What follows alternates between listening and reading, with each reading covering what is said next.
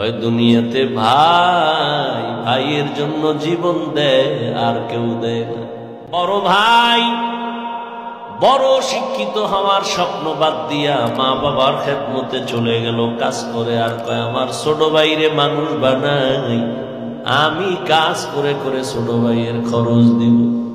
ছোট ভাইরে কষ্ট করে করে মানুষ বানাইছি, কিন্তু বহু ছোট ভাই বড় ভাই মানুষ হইতে পারে না, শিক্ষিত না হয় ছোট ভাইরে বানাইছে। ছোট ভাই এখন চাকরি করে, বড় ভাইয়ের খবর নেয় না।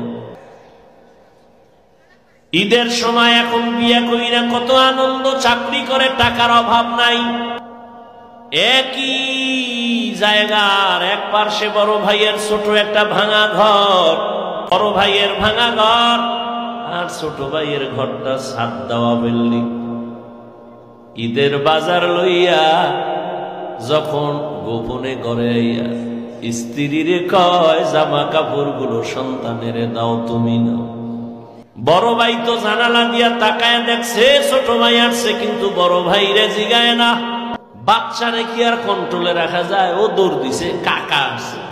দৌড়াইয়া গিয়া দেখে ওর চাচতো ভাই নতুন জামা পইরা কত আনন্দ করে। ও একটা দৌড় দিয়া কয় আব্বু আমারে জামা দিবা কবে?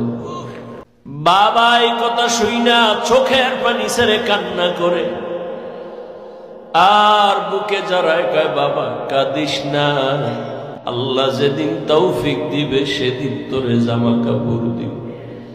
এমন নিমক হারাম বড় ভাইরে জিগায় না, কোনো খোঁজ খবর নেয় না, কিন্তু বড় ভাই বাবার সমতুল্য, এত দূরে দূরে রাখে বড় ভাইরে। ছোট ভাই হঠাৎ করে রাতে 3টায় টেলিফোন আসছে, কে তুমি? বলে ভাইয়া আমি তোমার ছোট ভাই। এই রাত্রে কেন ফোন? আমারে চৌরাস্তায় একদল গুন্ডারা আমারে ধরছে। বড় ভাই কাঁচা ঘুমের মধ্যে একটা লাফ দিয়ে দৌড় দিছে, আয় দাঁড়া আমি আসতেছি। বড় ভাই কষ্টের কথা মনে রাখে না, একটা দৌড় দিয়া সামনে গিয়া এভাবে হাত বের করে বুকটা দিয়া কয় যত মার মারতে চাও আমারে মার, আমার ছোট ভাইয়ের গায়ে হাত দিবি না। কারণ ওর প্রস্রাব আমি গায়ে লাগাইছি, ওর প্রস্রাব আমি গায়ে লাগাই ওরে বড় বানাইছি, না খাইয়া ওরে খাওয়াইছি। আমারে মার, ওরে মারবি না। তাহলে ভাই ভাইয়ের জন্য কতটা আপন আল্লাহ বুঝায় দেয়। কিয়ামতের দিন এত কলিজার আপন ভাইটাও কোনো পরিচয় দিবে না, পালাতে থাকবে।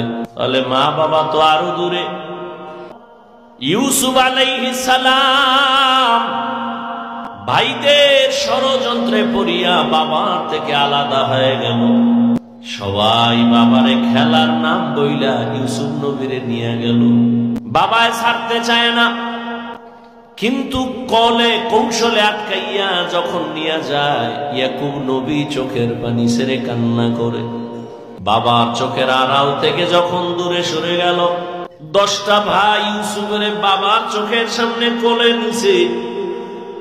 যখনই বাবার চোখ আড়াল হয়ে গেছে তখন মাটিতে ফালায় কয়বার হাইটা যা কোলে নেওয়া হবে না। নিতে নিতে জঙ্গলের ভেতরে এক ভাই মারে, আর এক ভাইরে কয়বার তুই মার। ওই ভাইদের মধ্যে যিনি বড় তার নাম ইহুদা। বড় ভাই কয় ওরে মারিস না, ও ছোট মানুষ ওরে মারিস না।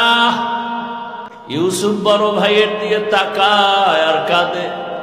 ওরা মারে আর কয় তোরে এখন মারতেছি, তোর কোন বাবায় ফিরাবে? যখন বড় ভাই বাধা হয়ে দাঁড়ায় গেল, অন্য ভাইরা কয় তোমারও মারব। ভাই চুপ হয়ে গেছে।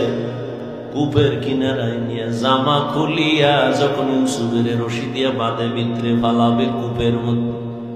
ইউসুফ নবীরে যখন ফালায় অন্ধকার ময়লা পানির ভেতরে, আমার আল্লাহ বরদাস্ত করতে না পেরে বলে জিবরাইল যাও আমার ইউসুফের বস্ত্র যেন না খুলে জান্নাতি একটা জামা নিয়ে পরায়া দাও, আর নিচে পাথর দেও, ময়লা পানি যেন ইউসুফের গায়ে স্পর্শ না করে। ইউসুফ পাথরের উপরে দাঁড়ায় যাবে। ওরা রশি দিয়ে বেঁধে যখন ভেতরে ছাড়ছে, কিছু দূর যাওয়ার পরে উপর দিয়ে রশি কেটে দিয়েছে। হাম কইরা কইরা পাথরের উপরে ইউসুফ